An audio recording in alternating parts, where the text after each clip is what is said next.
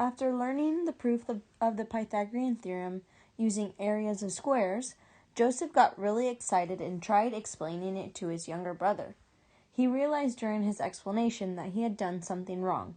Help Joseph find his error and explain what he did wrong.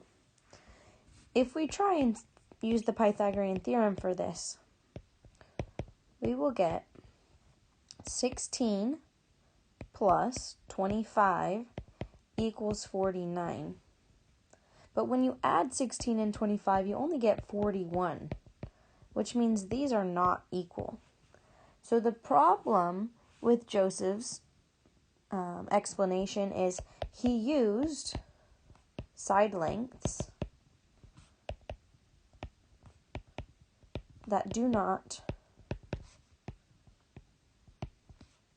form a right triangle.